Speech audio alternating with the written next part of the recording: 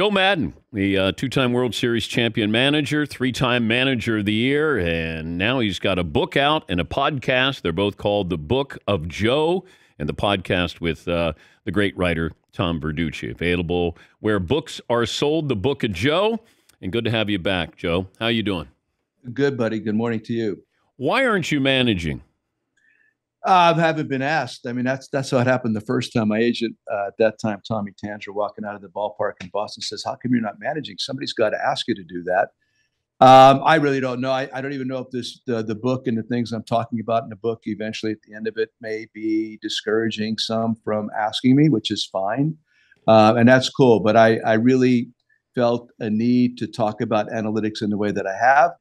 And if I get to work again, hopefully next year, I'll take it. And if not, I'll just become a better golfer. What role did analytics play in you getting fired? It's not like it did. That's the point. I'm really into this stuff. I'm into the information. I love it. I was pretty much at the forefront of it becoming popular in the game in the like 2006-07 with Andrew Friedman in Tampa Bay. The problem I have is the way it's being brought into the clubhouse itself. It's to the point where the word I use is interfering. I mean, it gets way too much credit for what happens on a baseball field. It really, to me, is most beneficial when it comes to acquiring players. I don't deny them and defenses, and really the point where you're changing and eradicating the shift. A lot of it has to do with analytics and putting your guys in the right spots. And then if pitchers benefit, hitters do not. But regardless of all that, I just want baseball to be put first again. I want coaches to be empowered again. And I want analysts to be put more in the background. Okay, so this is maybe more for a selfish standpoint of saying, let's not forget about the managers, because it feels like you don't need managers or their role is diminished now. Is that what you're arguing? Yeah, I agree. And if that's the case, that's fine. And I'm not arguing, I guess, in favor of anything. I'm just against the fact that as a manager, your abilities are somewhat mitigated. I mean, when you have voices in the back of your head the moment you walk in the dugout from everything that's been thrown at you right before the game begins, primarily, I'm talking strategically, like bullpens, who's available, who's not in a bullpen situation. I don't like that. I don't really like elongated meetings on a daily basis. I don't like presentations. Players cannot hold on to dissertations in a hot moment. You're watching these games. And by the way, the games have been great. I think the playoffs have been outstanding, and hopefully it's going to attract more fans. And I think that's wonderful. But to think that all this information is actually helping Justin Verlander throw a pitch in a certain moment or a Fromber, well, it's not true. It's just not true. I know Maldonado does a great job behind the plate, but it's being perpetrated that way. And you're right. I think the abilities of managers are being usurped in a sense. And the need to have them is really gradually going away. I agree with that. What would you do if you were managing Jose Altuve, who is in a terrible slump, 0 for his last 23, but you're winning? Mm-hmm. What do you do to kickstart somebody like that? I would definitely, obviously, have a visit with him, and typically, not just guys. I mean, he's not very tall, but he's got great power. I really would ask him to do two things: accept your walks, because probably. I'm watching the games, expanding your strike zone a little bit too often, get back into your zone. And I'll just take singles up the middle. I'll take singles up the middle, opposite gap. You try to simplify things. I think right now it's getting quick, regardless of all the success you've had. It can still get quick in moments like this. So help them slow it down. Give them a more simple game plan to approach. Try not to analyze exactly what the pitcher's doing. Do what you do better.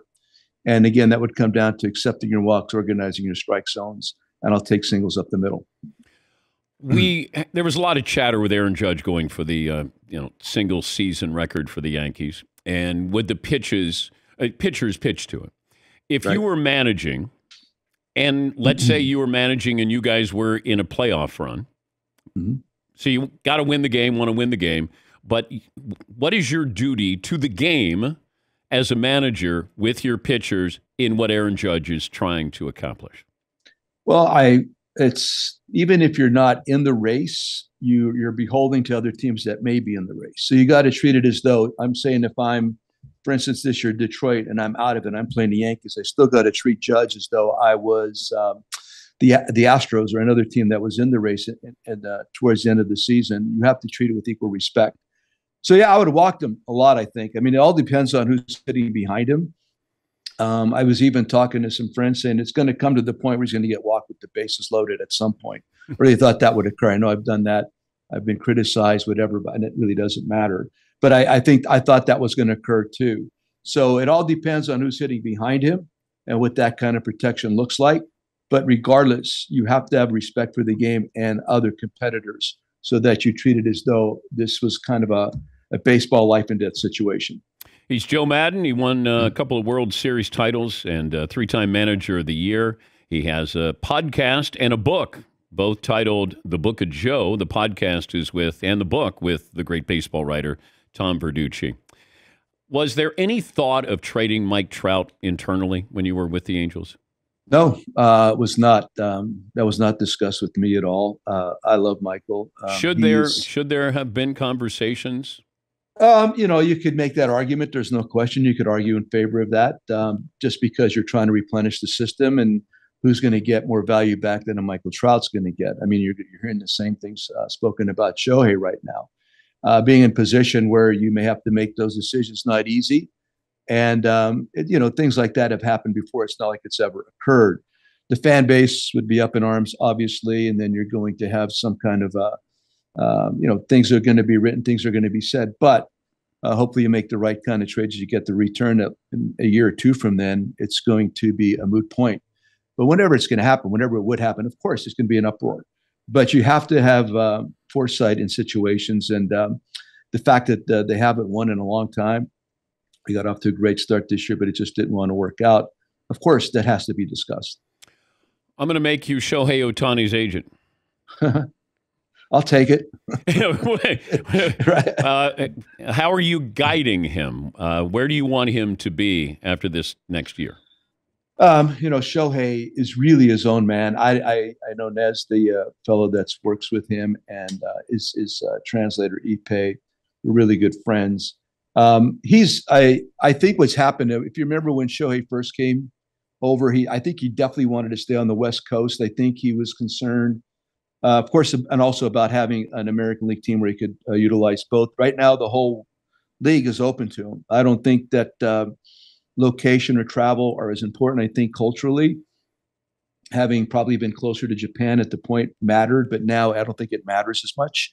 I think he's really gotten his feet on the ground in a sense when it comes to the American culture. So I think it's wide open, whereas in the past it was not. So it's going to come down to Shohei wants to win, man. Listen, one thing about Shohei, he's great and he's got all these things going on for him. But at the end of the day, this guy wants to win. So I think he's going to be motivated by that. I mean, his money's going to come regardless. It doesn't matter where Shohei goes. He's going to make his dough. Would you pay him two salaries, Joe? You have to. I mean, it's just two players. It really is. I mean, it's unique to negotiate or evaluate as Shohei Otani. He's not one dude. Look at his pitching record this year and look what he did at the plate offensively. Now, of course, everybody's going to say with good health, and that holds true for everybody. His pitching keeps getting better. I witnessed it personally. Offensively, it's been really good the last couple of years. You're paying one guy to do two different things, and he does it on a level that's a top 5, top 10 in all of baseball. If you said, or you had to decide, he has to do one or the other. He can't do both. That's Sophie's choice right there. That's a really difficult thought.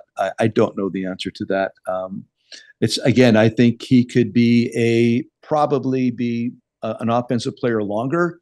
It's just a matter of the arm holding up, stuff holding up, things of that nature. But I'll tell you, this guy is kind of a physical freak. He's not sore before or after games. I don't understand how he's able to play to the level that he can after the day's pitched and thrown 100 pitches. Nobody can do that. Nobody does that. So I just wish the man continued wonderful health and just keep doing what he's doing for the next 5 to 10 years, because it's really special. And I don't even know the next guy that's going to come along to be able to even kind of approach what he's done. And that's what I wonder. Sports is full of imitators. Everybody wants to be Steph Curry. Everybody wants to be Patrick Mahomes. You're going to have high school kids who might go into it, and it'll be the Shohei Otani effect on the game, where a lot of these players are really get, your pitcher plays shortstop when he's not pitching when you're growing up. Right. And I wonder if there are going to be imitators who say, look, I'd like to be a two-way player like Otani. It's possible more like you're insinuating there in high school or college where you don't play every day. That's a different animal.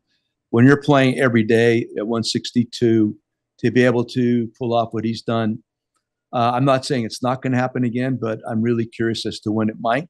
There's going to be potential imitators. And like I said, when you play maybe 3 days a week, you could do, absolutely. We all did it in high school.